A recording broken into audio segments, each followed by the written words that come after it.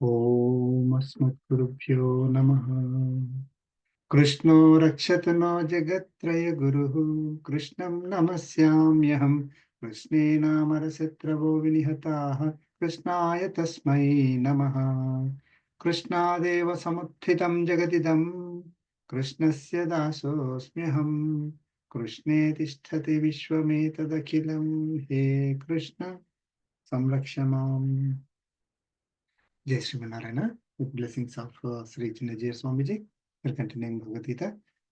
We finished up to sloka 26 in chapter 13. We'll review the last week's slokas first.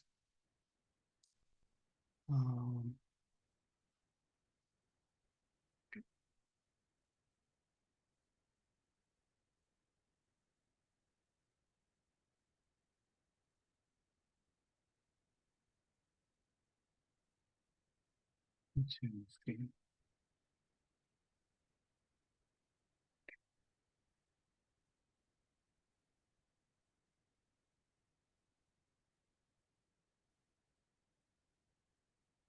Hope you can see.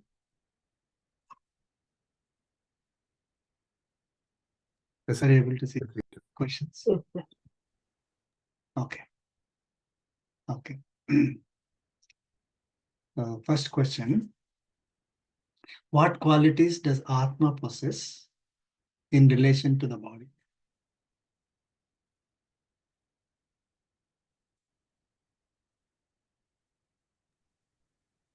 It supports, it approves the bodily activities as a witness. Yes. And approves, yeah. Atma is the observer, approver, and supporter. Lord Krishna did not mention Atma is the doer very clearly. So observes, approves, and supports. But Atma is not the doer of the activities. Next question. Is Atma the doer of all bodily activities since it approves every action directly? No, it's just answer the question. No. Right. So who is the doer of the activities? Body. Body, Prakruti. So we'll go slightly more deeper into it in the slokas today as well. I mean, in our this thing, we don't have this concept in the Sukshma Sharira, Karan Sharira, those things. Do we have that concept or no? So basically, Sukshma Sharira is the one that goes from one body to another body. Like it is carried along with the Atma. It's like a chip that carries forward, whatever karmic bondage and the gunas that we are affected by, right? That's part of the Sukshma Sharira, and it also has the subtle elements from the Prakruti and all that. Mm-hmm. So, but Sukshma Sharira is not a component of Atma. Yeah. And finally, when Atma gets the liberation, Sukshma Sharira will be gone. Right? Yeah, so it is not that important. Like for practical purposes, what we need to know is this knowledge which is important. Like more than what is there in Sukshma Sharira and the theory about Sukshma Sharira and all that, how it goes from one body to another body, all that. Yeah, it's just a mention is fine, but mainly what affects us, and what is caused by us, what is not caused by us, how do we see ourselves compared to the body. Those concepts are important, so that's why it's clearly explained here. Sure.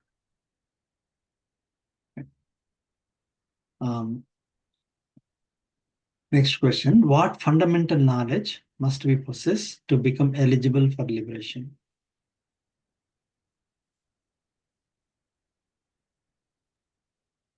We need to know the difference. We need to understand clearly the difference difference in Jivatma, Prakruti, and Paramatma. Yes. We need to have clear understanding of the three realities: Jivatma, Prakriti, and Paramatma. Jivatma or Atma or self or Purusha, all these are synonyms. And sometimes this Atma is referred to as the great Atma, right? Because it has the great qualities compared to the body. So we call it as the great, right? But doesn't become Paramatma. Paramatma is the ultimate great Atma, right? Or supreme Atma.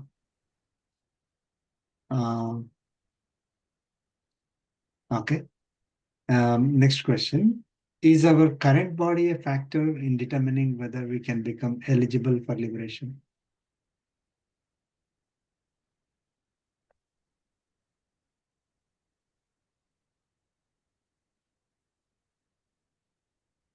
It's only an instrument, the body. Right. It's a spiritual level. Go on. The spiritual level or the purification is the mind. That's the factor for, not the body. Not the body.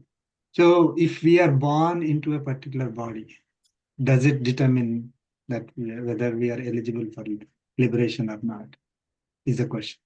No. Like if for getting liberation, there is some qualifications, let us say.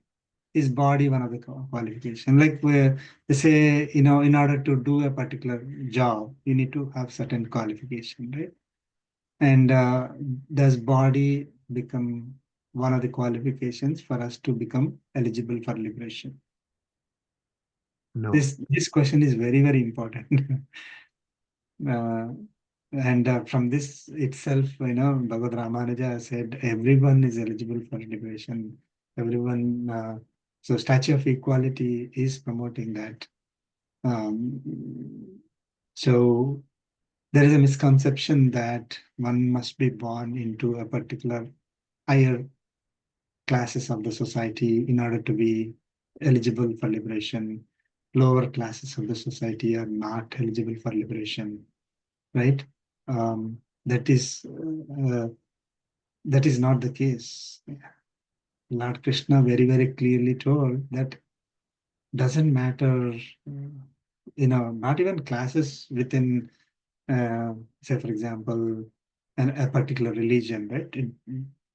One need not be even religious in that sense, right? One who follows the Vedic principles, the principles that are given here, doesn't matter whether they belong to a particular class, race, gender, age, doesn't really matter. So the body, all these characteristics are characteristics of the body. The race, gender, nationality, religion, ethnicity, and class, creed, right, color of the skin. All these are classes of the body, or different categories of body. Body never becomes a category to be eligible for. Body never becomes a determining factor or qualifying factor to be eligible for liberation. So anyone, whatever, so it is not only the body, right? And see, typically today we are doing whatever job we like, we are doing, right? Irrespective of our birth, we are doing any activity that is suitable for us or that is forced on us, right? Or the activity that we like. So, but typically we are inclined to do a particular type of job. We are we get attracted to a particular type of job. We will learn more about it in the later chapters, right? So based on the body, we are doing a certain type of activity. So if body is not a factor in determining whether we will be eligible for liberation or not, then the activity that we do also does not become a factor. As long as that activity is done properly, right? So not just the body. So let's say higher classes of the society are doing certain types of jobs. Lower classes of the society are doing other certain types of jobs. It really doesn't matter what type of job that one is doing. Everyone is eligible for liberation. So they need not leave whatever they are, whatever they are doing, whatever duties are assigned to them. They do not have to leave that in order to become eligible to get the liberation. Is the key. So one need not cry that, oh, I'm forced to this particular type of job because I'm born into this particular family or place in the society. It doesn't have to be. Any type of job, anything that we do can make us eligible. Anything that we do also can make us ineligible if we don't do it properly, right? So we need to understand what is the right way of doing the jobs. That is more key here. And right way of doing the job is Karma yoga. karma yoga.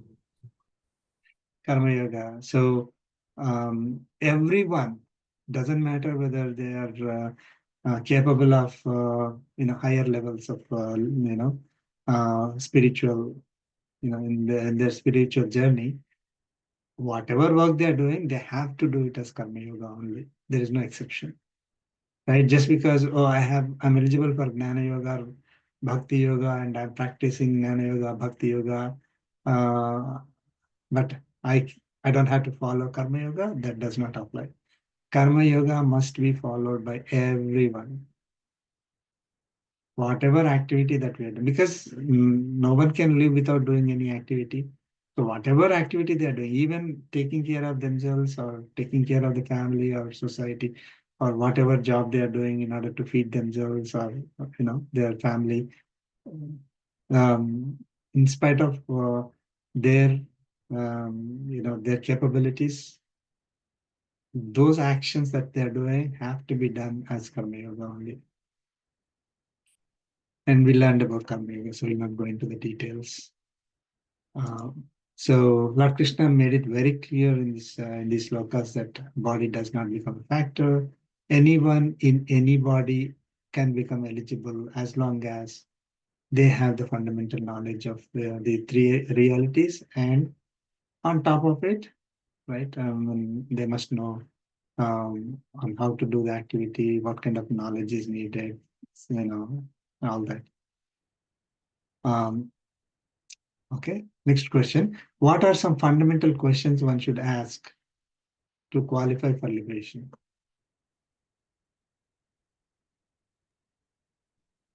This one, just a summary. Yeah, go ahead. Yeah, let's see. I mean, we need to know our true self, who we are, and the purpose of the body that we got and who created. Meaning like realizing that Paramatma is the supporter and everything for the Janma, our body that we got. And realizing, like you said, three realities. Yeah. So some of the fundamental questions, if you put it as a question, who am I? Who placed me in this body? Who supports me, my body, and all the qualities? Who is the controller of myself and my body? So who is the controller is God. Answer. I'm not saying the answer, right? You know the answers. And where is God? Why did I take birth again? What is my ultimate goal? What is my goal for this life, which leads to ultimate goal. This ultimate goal. What is the means to achieve my goal? How can I become eligible for liberation? And what is the instrument to achieve my goal? Some of the fundamental questions. Once we have these questions and then get the answers and then go deeper and deeper into each one of them, then we become eligible for liberation. Like who am I? What is my goal? How do I achieve it? Very. If you have to answer that in a very small answer, then that is right. Who can give me that goal? Okay. Last question. What is the most basic qualification for self-realization?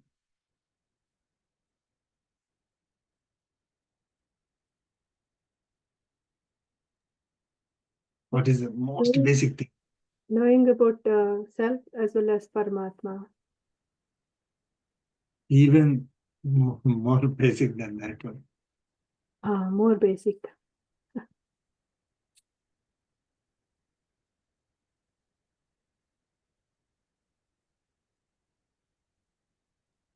Who have purified their mind. Anybody can do. Anybody can. Yeah. Sorry. Go ahead. I was just thinking, anyone who has purified their mind. Purify the mind, but even more basic than that.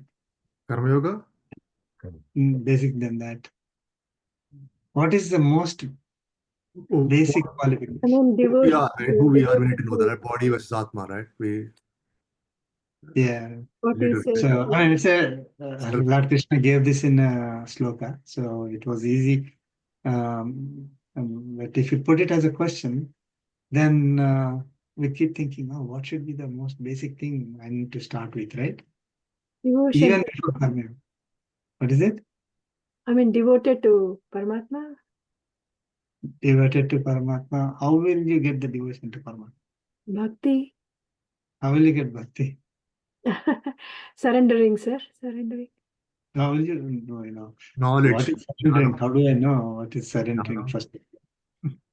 Yeah. I mean, I don't know whether I'm going the wrong direction. Desireless. Like again, Badrigar said Karma Yogam. No, I think he said basics because he's Karma Yoga at a higher level than that. We are in a higher level. So the most basic thing is what we are doing, like listening. Satsang. Yeah. So the most basic thing is to listen to Not listening. Acharya, listen to wise people, right? If we do not have this, if you think, oh, listening is not for me, don't have to worry about anything because no use. Okay. One who does not listen to the wise has no business in learning about anything else. Thinking even of, I'm doing these great jobs in my life and all that is waste. Okay. Because if we are not even, of course, if someone can say, oh, I already have this knowledge, right? One who has a knowledge will not shy away from listening to acharyas, no matter what their level of qualification, knowledge is. They are always interested in learning more and more, right? Even professors, even great people, they continuously learn, listen. They never think that I know everything.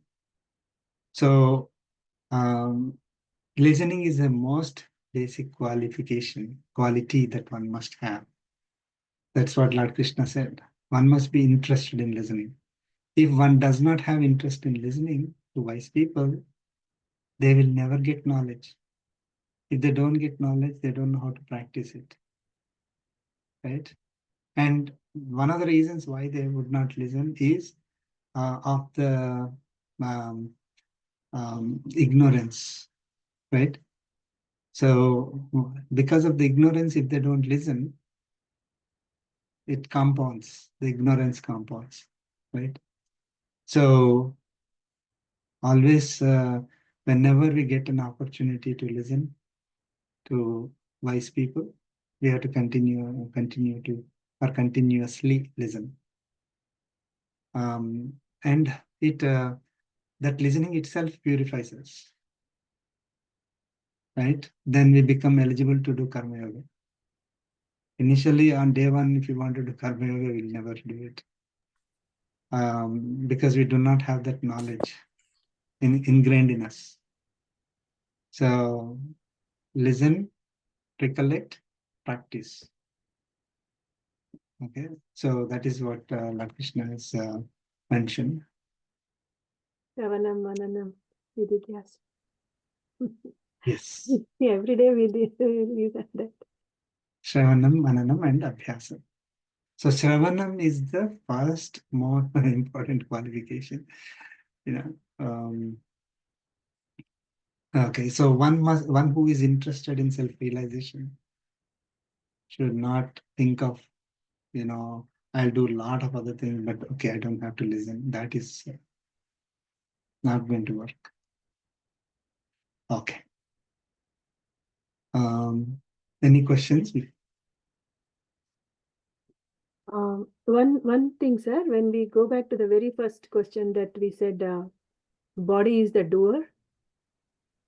Yeah. It is not in, like we always think, right, when come to realization or whatever, liberation, karma yoga, like we should never think even body as a doer, right? Or like we always say attribute to Paramatma.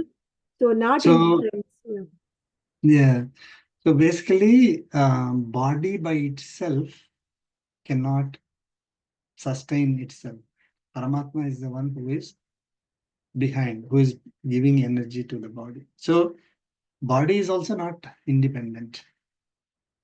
But body is the one, see, if I am considering myself as one entity that contains two distinct entities. One is Atma and another one is body. I am doing the activity. So who is the agent for that activity? Why am I doing that activity? It is because of the body. The body is the one that has the gunas. The gunas have influenced the body to perform certain activities. Our body is given to us in order to perform some activities. Otherwise, this body is never given to us. The body is given to us to, um, to experience the karmic bondage that we have, whatever karmic records that we have, need to be cleared, in this particular life. If you don't clear those karmic bondages, the karmic records that are assigned to us in this life, they will not go away by themselves, right? So those karmic records are assigned to the body to perform, right? Now, and this body is having those gunas, the sattva, rajas, and tamas gunas, influenced by the Prakruti, right? So then it is acting. So we should not be thinking, I am doing those actions, right? So that the need to do that activity is not the characteristic or the quality of Atma, right? So one great example is that water, and when it is heated, the water becomes hot, right? So hot water, right? When you touch it, it burns. Okay. So what is really making that burning? Like what is making us to feel the heat when we touch? Senses. Is the water or the heat that is in the water? Heat in the water. Heat, right? So the hot water. So it is not the water. So the water does not have the characteristic of the temperature, right? That whatever 120 degrees Fahrenheit or something, right? So that is derived, I mean, that is acquired by the water because it is heated up. Same way, we are in this body. Now we are together, Atma and body is together as one entity, just like water and the heat are one entity. But water is not heat and heat is not water. They are two distinct entities if you look at it. Heat is the quality, right? That is, again, not the quality of the water. It is the quality of Prakruti, and that is transferred to the water. So when we, let us say, put it on the stove, right? So same way, the body is having those the qualities which, just like hot water is burning, right? When we touch, the body is doing certain actions because of the qualities that it acquired, right?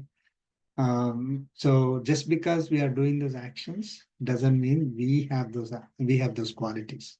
So we have to keep ourselves separate, think we are different. I mean, we are distinct entities, even though we are together. The body and Atma are together. They are inseparable when we are in this particular body.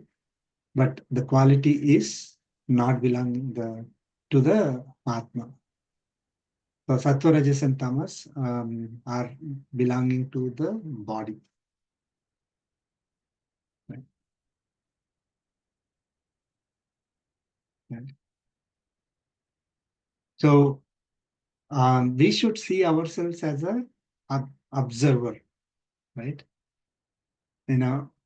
So things are going on around us. We are observing them, and we are also approving them, right?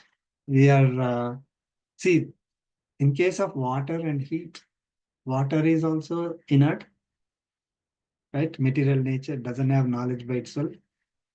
Heat is a quality that also is inert.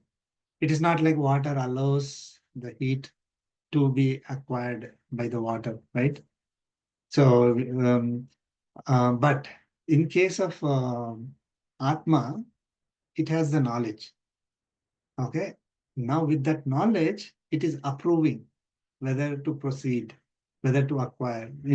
All these, the sattvaras and tamas qualities that are impacting us, we are acquiring them. We are the ones we are approving those qualities to be acquired by us or to be demonstrated, displayed by us. We are acquiring, we are getting attached to pleasures and pains, right? Pleasures and pains are the result of the sattva, rajas, and tamas gunas again. So as Atma, which has a knowledge, it is allowing, approving that those qualities to affect us, to be attached to us. When we are attached to them, we carry them forward, right? When we are doing certain activity as just karma, not as karma yoga, we are approving that and we are acquiring the karmic bondage. So we are the approvers of those activities.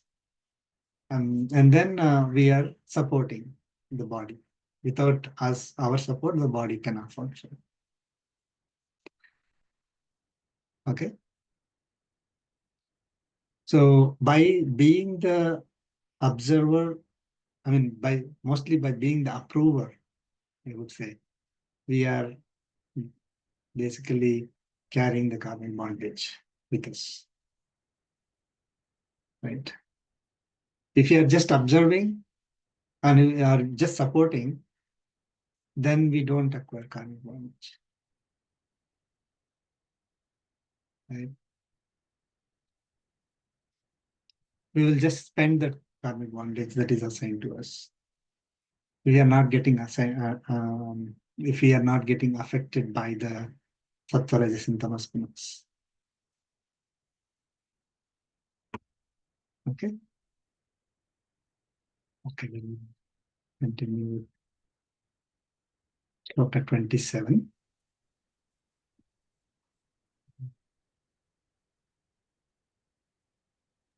even in that thing, right? We are like observer, but again, when you go to this transactional life, again, like it is said that we have to act differently, right? Right? Even though, or we are just literally we are acting like, okay, we are happy if somebody said, but again, we are not attributing to Atma or anything. We are like observer. So that won't create again karmic bondage, you say. Yeah, if we are doing the We are doing our activity, dharma. yeah, if we are doing our duties as service to God, not because we want it for ourselves. This is my duty, and getting attached to the results, and so many things are there. We learned in Karma Yoga, right? So if we are doing it as service to God in simple terms, then we will not acquire any karmic bondage. We will not only we will not acquire karmic bondage, we'll clear the karmic bondage that is not yet assigned to us. Mm. And we will not be impacted by the gunas. Mm. Will not be attached to the effects of the gunas because we are doing it as service to God. So when we do it as service to God, we will, whatever result that we get, we attribute it to them. We basically offer it to them, right? It is not for me I'm doing. So whether I'm getting pleasure or pain, I'm not getting attached to it. I will feel it. It's not that we won't feel it, right? But we will associate, will transfer that to Paramatma, we'll offer it to Paramatma. So if you do any activity as an offering to Paramatma, then we will not acquire karmic bondage.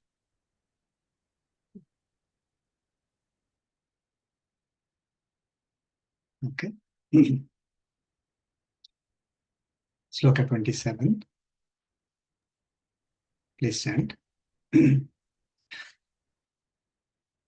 Yaha pasyati, whoever sees, Parameshwaram. Ishwaram is a ruler, right? Parameshwaram is the great ruler or supreme ruler. Tishtantam sarveshu bhuteshu, abiding in all beings, staying in all beings, samam, equally. Okay? Whoever sees the supreme ruler of the body, who is the supreme ruler of the body? Atma. We are, we are only looking at Atma and body only here, right? Atma is our Jivatma, that is us. Okay? So we are the rulers of this body. When we are in this particular body, and we are the supreme rulers because of the great qualities that we have. Okay. Tishtantam sarveshu bhuteshu. So who is residing in all beings, whoever sees the supreme ruler, Atma, as samam, equally. Avinasyantam vinasyatsu, not being destroyed in destructible things. Vinasyatsu is indestructible. So this body is destructible. Okay. Vinasyatsu is in these bodies which are destructible. Avinasyantam is not destructible, not being destroyed. Whoever sees, so there are two things that are given here. Whoever sees Atma as equal, residing in all these beings, all Atmas as equal, or whoever sees Atmas in all beings equally, not being destroyed in all these destructible bodies, that person, Saha pasyati, that person is the real seer. Okay. That person is the one who is seeing the genuine form of that self. Okay. So we should not be thinking that because these Atmas are there in different bodies, Atmas are also different. Okay. That's the most fundamental thing. Atmas are all equal. Now, there is one more thing. Samam sarveshu bhuteshu tishtantam parameshwaram. Like, let us imagine that parameshwaram means God. Okay. Okay. So, treating God as equal. See, if God is only one, it is not like treating each one equally doesn't make sense, right? See, if there is only one, then you cannot say I'm treating all these things equally, because it's only one. We'll say I'm treating all of you as equal. There must be more than one, right? So, I mean, we have to see from the context and also how Lord Krishna gave this slokas, that Lord Krishna is saying that whoever sees all of them as equal in all these beings, and they are not destroyed even though the bodies are destroyed, that person is the real seer. Okay.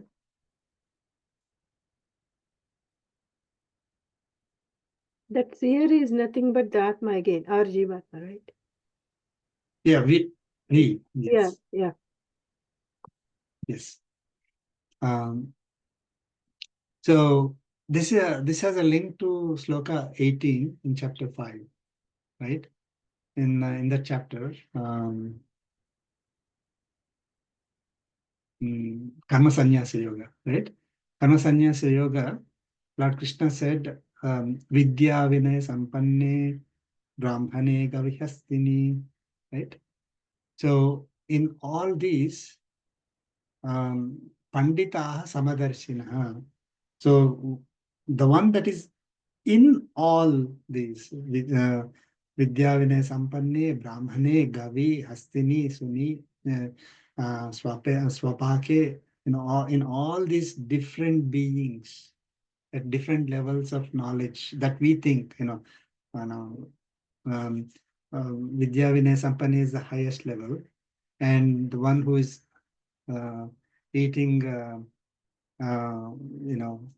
eating dog, is the lowest level of a person, right? In all these beings, the Atma that is existing. So the Atmas in all these beings are equal, right? So that's what Lord Krishna again saying in this particular sloka, that whoever sees all Atmas as equal is the real seer. And Atmas do not get destroyed even though body is getting destroyed. Okay.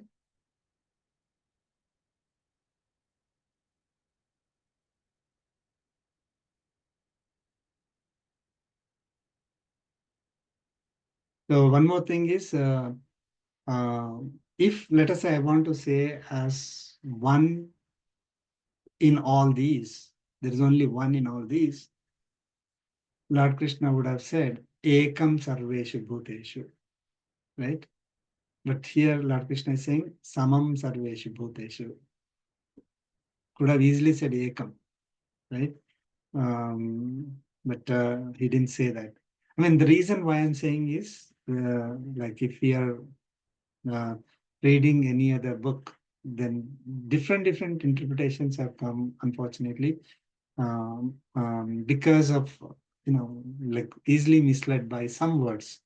But if we have to really, again, with Acharya's blessings, we have to see the context and the real meaning behind it. Right. So then we understand that this entire chapter 13 is Kshetram is body, and Kshetrajna is the one who is the knower of the body, that is Atma or self. Right. When we are considering about the body only, body and self, right? Paramatma is the supreme Atma for the entire universe, supreme Atma even for us also, right? So that is a separate context. But here we are only talking about the distinction between body and Atma. How do I see myself? What are my qualities? What are body's qualities? Why am I taking birth? Right? Why am I getting all these births again and again? What is impacting me? And how do I get out of it? How should I get out of it? Paramatma doesn't have to think like that. Paramatma is not getting, these bodies, right? He doesn't need this knowledge. He already has the knowledge and is not impacted by any ignorance like us. So we are the ones who need to have this knowledge to come out of this particular bondage that we have. So Lord Krishna is giving the knowledge to us. He's not giving knowledge to himself, right? So we need to see all Atmas as equal, right?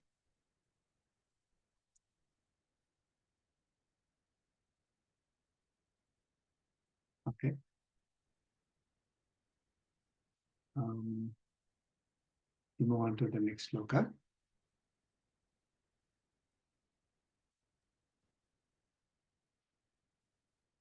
Okay. Please chant.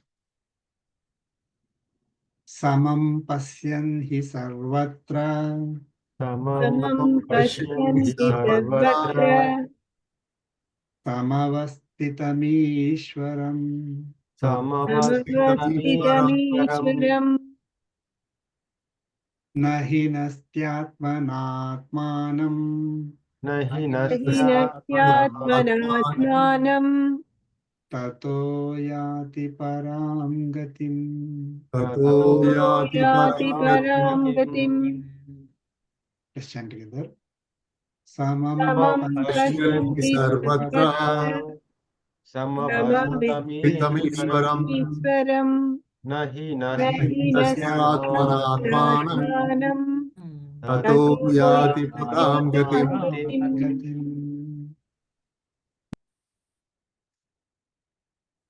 So Lord Krishna is continuing to tell us about our relationship with the body and about ourselves, right?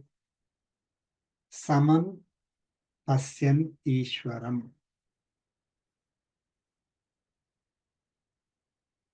After perceiving the ruler of the body, that is Atma, equally, samam, again the word samam, equally, sarvatra samavasthitam hi, abiding everywhere. Samavasthitam is abiding everywhere. Sarvatra, in all the bodies. Okay. After perceiving the Atma as equal, that Atma, which is those Atmas in each of these bodies, right? Abiding in each of these bodies. Na hinasti Atmana Atmanam. Does not torment. Hinasti is torment. Artham, hurt. Does not harm, does not torment. Atmana Atmanam. The first Atmana is the Atma. Atmanam, Atmanam is the Atma, object form. Atmana with the mind. So one who sees all Atmas as equal, after seeing all of them as equal, and does not hurt the Atma with the mind. tataha yati param gatim. From that, tataha, from that, yati param gatim, attains supreme goal. Param gatim is supreme goal. That is self-realization. Okay. So we must understand about ourselves first, right? That is the so we will be able to see ourselves, understand ourselves, our self-realization. We'll realize ourselves when we see all the Atmas as equal in all the bodies, and we do not harm or hurt ourselves with our mind.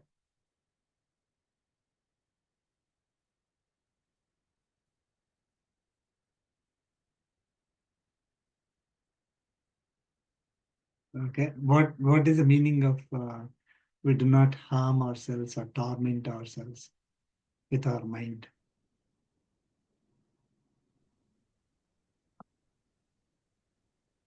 Because we are seeing same thing in everybody. We don't, even if you want to hurt somebody, it is like hurting yourself, because you, No. no. That is another. That's why the interpretations Mhm. say, if we think I'm residing in that body, then hurting that body is hurting me. That is not the interpretation. Okay. I'm in this body, not in somebody's body, right? If I'm in that body, why am not able to control that body? Because of manas. Yeah. I So think everybody has a primary Atma that is assigned to that body, right? So if I'm seeing that as equal and do not hurt myself with my mind, that is a primary criteria to attain my goal.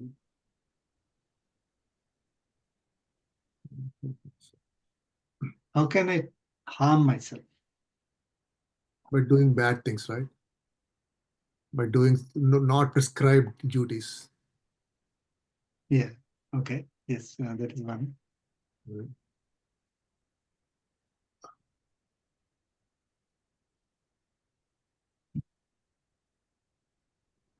So if we don't see them, another way of thinking, looking at it is, if we don't see all Atmas as equal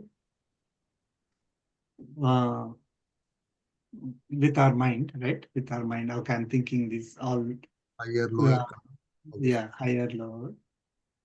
I'm actually hurting myself. Right. How that hurt happens? You develop raga dvesha, right? Yeah, So, exactly. that's right. I mean, basically, we act in a way that is against the principle that we are learning. Right. Right? One of the fundamental things that we need to understand is that so when no matter who we see, we always see that there is a body and Atma. The Atmas are all equal. The bodies are different, right? And we do not um, hate. We do not uh, develop desires. We do not hate. Just by looking at that person. Let us talk. That's the only persons, right? So, because we do not have raga dvesha, we will not be impacted by them. We'll act in a way, in a unbiased fashion, right? We are going to do only our duty, right? We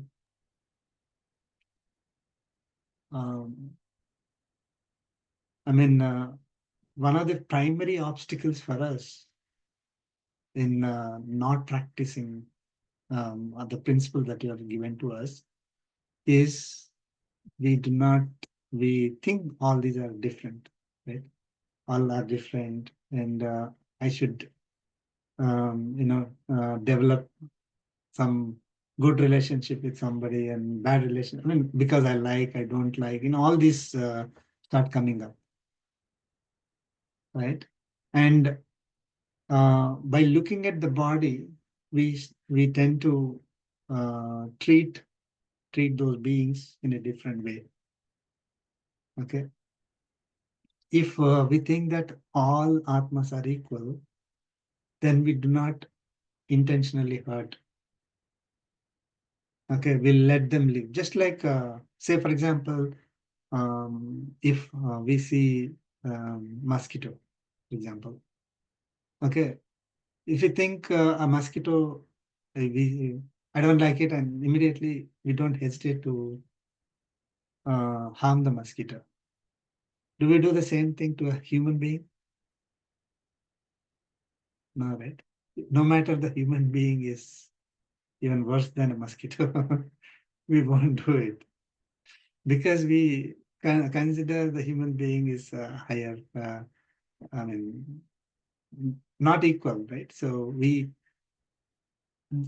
basically, by not seeing that all these beings have the atmas which are all equivalent to me,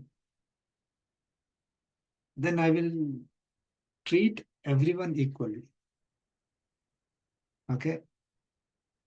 Of course, the bodies are different. So I'll place them whatever is suitable. Like depending on the body, I will treat, but I will not mistreat just because they have a different body or an inferior body compared to me.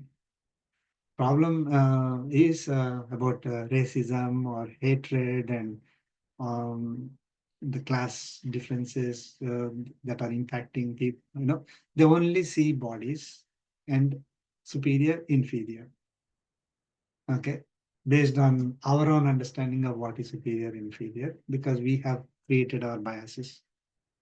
With that, when we act, right, we are getting attached to those actions and the results of those actions.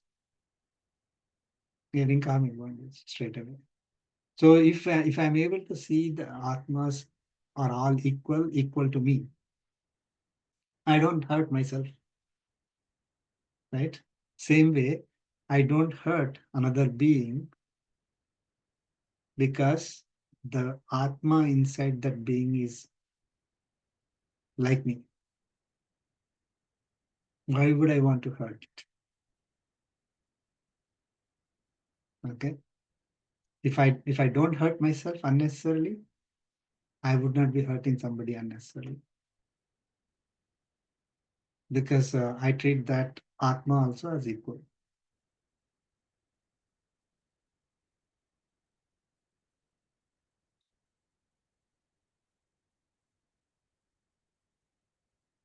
Right?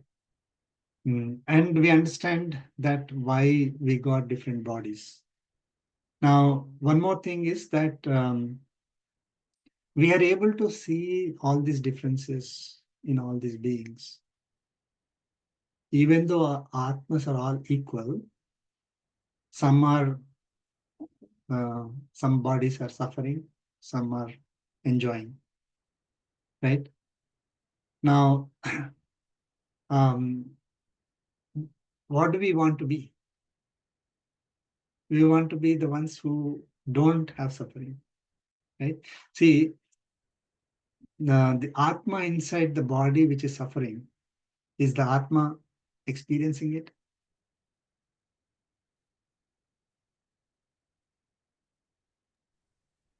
Repeat the question Yes, again. I mean, for Atma, it doesn't make any difference to. It makes a difference. Oh, okay. Yeah, atma is suffering. It's experiencing, right? Yeah, it's experiencing. Mm. So if you know that, hey, that atma is exactly like me, but it is suffering more. Why? I would think about it. Right?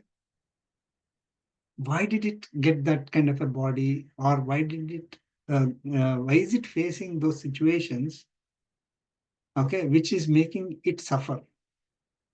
The body is not suffering. Atma is the one that is experiencing. Okay, because if Atma is not there, the body, no matter what you do to the body, it doesn't matter. Atma is the one that is suffering, and Atma is placed in the body to experience the suffering. That's why we are given different bodies, right? So I am likely to get that body. See, I have the equal chance of getting such body, isn't it? If all Atmas are equal, every Atma has equal opportunity to get either a body that is giving it positive experiences or body that is giving negative experiences, right? See, if I don't see that as equal, I'll think I am always superior. I will always be, having all the pleasures, right? I'll always be a human being. I'll always have pleasures. But when I know that some Atma, which is exactly equal to me, somehow got into that body, would I try to do anything to get that kind of a body? No, right? So I would not do anything that will make me get that body. In other words, I would not hurt myself. So when I see all Atmas are equal, I would not hurt myself. If I don't see all Atmas are equal, I don't care about hurting others. Because I'll think no matter what I do, I'm going to be always happy. See, people just for enjoyment, right? They kill animals, some of them, right? So because they don't see any consequences. Government allows it. You have the right to do that, right? Let us say, go and hurt animals and then and feel that enjoyment. I don't know what that enjoyment is, but I don't feel the enjoyment. But some people may feel it. Why do they do it? Because they don't know that tomorrow they could be one of them. This is not this exactly is given in one of the Upanishads, right? If we unnecessarily hurt any other being, right, we are likely to get that body next. Okay, so because equal chance that, and one more thing is because we took away the body from that Atma. That Atma is, let us say, has to experience certain, let us say it has to experience 1,000 things in that body. It only experienced, let us say, 100. We took away that body. Now, who has to experience the 900? You're the one who took her. Yeah, exactly. The 900 will pass on to us, right? I mean, not just hurting in terms of killing, but it is even the one who is unnecessarily harming others through either physically or mentally. They are in fact getting the karmic bondage of the person they are harming. They may be thinking that they are kind of getting happiness out of it. Okay, without thinking, they may be doing, sometimes without thinking, without control, out of ignorance. Whatever they are doing to the other person, in fact, the karmic bondage is reflected on them. So when we are facing the criticism or harm or hurt, again, this is Sri Swamiji has mentioned it several times. Our karmic bondage is getting reduced. So do we feel happy or sad about it? Unfortunately, because we don't know, somebody is criticizing us, scolding us, or harming us, we think, oh, we feel sad about it. But we have to feel happy about it because our karmic bondage is getting transferred. And if we don't revert back, then our karmic bondage will transfer to them. But if we revert back, if it is, if it is our duty, then we have to do it. But out of our own ego, out of our, we are not able to treat the praise and criticism equally. Because of that, we are able to respond back and start fighting. Then we get the karmic bondage again back to us. So if we treat the praise and criticism equally, then we are basically reducing our karmic bondage. Somebody may think, oh, how taking criticism is reducing karma. This is the reason. So we are able to transfer some of the things that are in our store to the other person. So basically, if we see all Atmas as equal in all bodies, we will not do things that will hurt ourselves. The self is Atma, so we will not be doing anything to our Atma, bad to our Atma. Because if we don't know that, we will acquire karmic bondage. We'll be associated with the gunas like Rajas and Tamas, which will harm us, which will give us a body, which will give us negative experiences in future. Right? It will prolongate our cycles of life and birth. Like if we have to, let's say, if we don't do anything from now onwards, if we, let us say, are not acquiring any karmic bondage, let us say, not clearing previous karmic bondage, also, let us say, and also we're not getting any, let's say we have 100 more births, right? By not considering other beings equally, other Atmas equally, we are adding on to that 100, right? Okay. So that is hurting ourselves in effect, because our basically prolonging, making it long, the liberation aspect. Okay. I hope we'll complete, but today not be able to. Okay, so move on to next sloka. Sloka 29.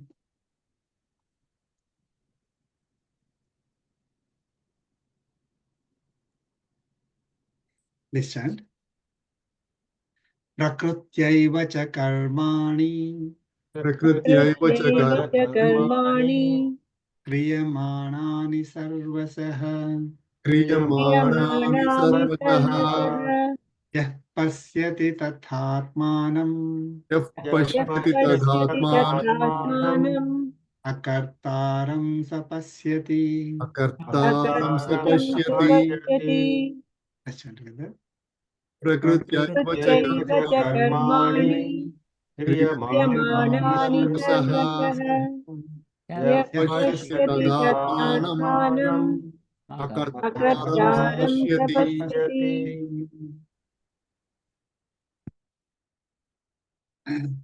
Lord Krishna is saying, Prakrutya eva cha karmani kriyamanani sarvasaha yaha pasyati. Yaha pasyati is whoever sees. Sarvasaha karmani kriyamanani. All actions are being done. Prakrutya eva, by the Prakriti alone. Tatha, likewise, Atmanam akartaram. Whoever sees Atma as not the agent. Karta is the agent, akartaram is not the agent. Saha pasyati, that person sees. Very simple. So whoever sees, all actions are being done by the Prakruti alone. And likewise, sees that Atma is not the agent. That person sees. That person sees the self, realizes the self, or the true seer. Okay.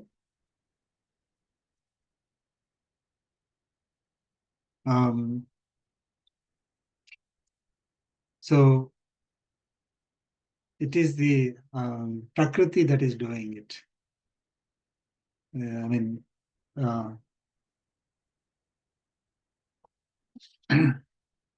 so I mean, why this is another thing that is important is that if we think this is my activity, then we get attached to it.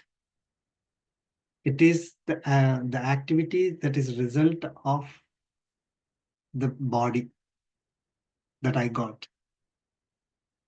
Then I do not consider this as my activity. Okay. So one of the principles of Karma Yoga is this is not my activity. Now, that activity belongs to, or the body is the agent for that activity. Now, so I should not be, getting attached and making the body do things different, right? Because of my attachment. Okay. So I'll be performing only the duties that are assigned to the body. Now, those duties, do they belong to me or they belong to, it cannot be for the body by itself because body is inert. So who do those activities belong to really? Whose activities are those? Atma, right? Paramatma. Paramatma. So it's not my activities, right? It is Paramatma's activities that I am doing with my body. When I say I'm doing, I am approving, right? I'm able to see myself as an instrument in the hands of Paramatma, right? So that activity does not belong to me, it belongs to Paramatma,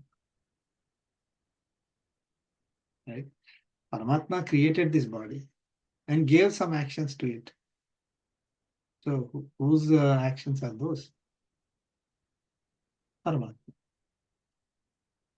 But we think, oh, this is my activity, then we get attached to it, we get karmic bondage. Okay, so all actions are being done by Prakriti alone because of the activities that are assigned to the body, because the body has to survive, right? So it is under the influence of the three gunas, so it cannot skip, it cannot avoid them. So the body is doing certain actions. So we do them, okay? But we do not think these are my activities. So it is Atma's association with Prakriti that is causing the actions to happen, not that those are the actions of Atma. Okay. Next sloka. Sloka 30.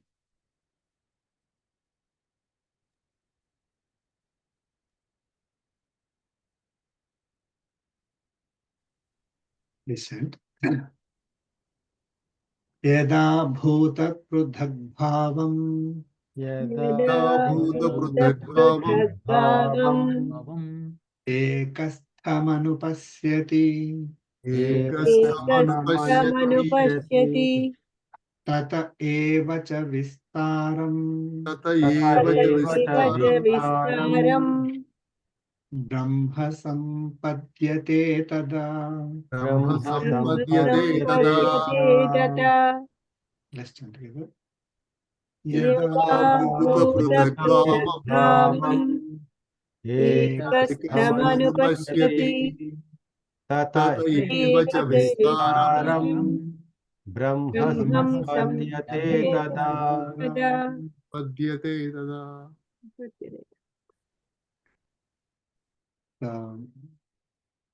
Lord Krishna is continuing. Say, yada, when bhuta pruthak bhavam anupasyati. Pasyati sees, anupasyati, like one who sees, one sees. Bhuta pruthak bhavam, diversity or differences of all bhutas. Okay, bhutas are beings. Yeah, all of us, all the animals. So Deva Manishati Stavaras, all bhutas. So one who sees diversity in all these differences in all beings, ekastham is rooted in one entity, one principle.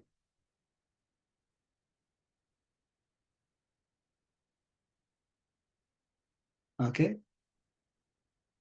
Cha and tatah eva vistaram.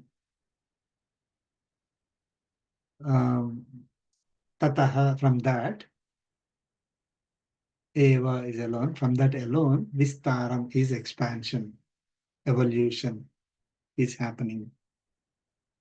Tada, then Brahma sampadhyate, attains Brahma. Brahma is the pure self, Atma. Here again. Okay, so one who sees differences in all beings as rooted in one. And from that one, this evolution is happening. Okay. So what is that one? Paramatma, right? Prakriti, yeah. So the differences are because of Prakriti, not because of Atmas. So see, if it is Paramatma, for example, if it is Paramatma, then Paramatma is changing. Evolution is happening. Can you say that? Paramatma is getting dissolved. Can you say that? No, right? When our bodies are changing continuously, forms are changing and getting dissolved, created again, all that, right? So the one that is the basis for all the differences is Prakriti. One more reason why, see, it has linked to the previous one. Prakriti alone is the agent, he said. So that Prakriti, which is the agent of these actions, okay, is creating all these different bodies. Or is the reason why we have these different bodies. Okay, or Prakriti, from Prakriti, all these bodies are evolving. Okay, so what is getting changed, or what is the reason for all these different bodies? The reason is Prakriti alone. Okay, so Atma by itself is pure. Okay, in the form of knowledge. Atma is not the one that is reason why we are getting, the different bodies. Okay. So it is not the quality of the Atma to have human body or the other, other types of bodies. It is the Prakruti which is the cause for the actions. Under the influence of Prakruti, we are getting affected by it. And because of that, we are taking different forms of the body again. And the body is composed of Prakruti again. And that Prakruti again is under the influence of the three gunas, affecting the Atma. Atma is getting attached to the pleasures and pains of the results of the three gunas, which is causing the Atma to take birth again in a body again, which is a combination of elements of Prakriti. So if you see, the Prakriti is only one. Okay, and from that one, this whole thing is evolving, different forms of the body. Okay, so if you see a human body or a animal body or a bird body, they are all part of Prakriti only.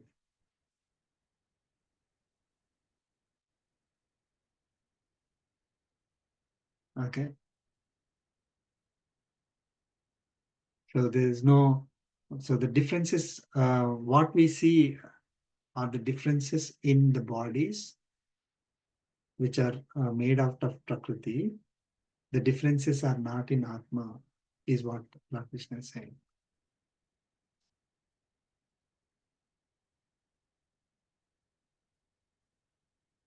Okay.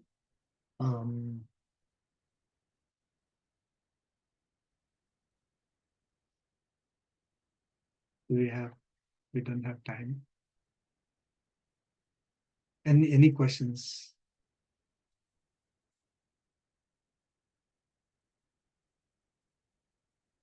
We'll see 31 to 34 next week.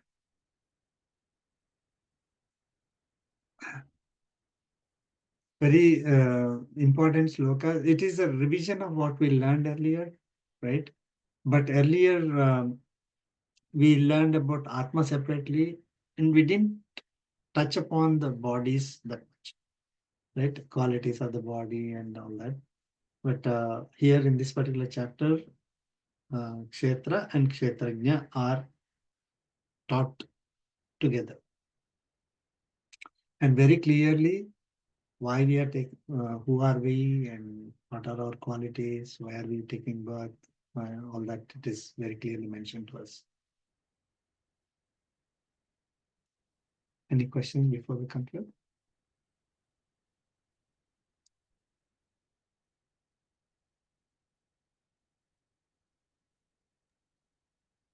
No. No? Thank you so much. We'll conclude with the concluding prayer. कायेन वाचा मनसेन्द्रियैर्वा बुद्ध्यात्मना प्रकृते स्वभावं करोमि यद्यत् सकलं परस्मै नारायणायेति समर्पयामि श्रीमन्नारायणाय समर्पयामि सर्वं श्रीकृष्णार्पणमस्तु ओम अस्मद्गुरुभ्यो नमः जय श्रीमन्नारायण Thank you. जय Shri Jai Shri. Thank you so much जय श्री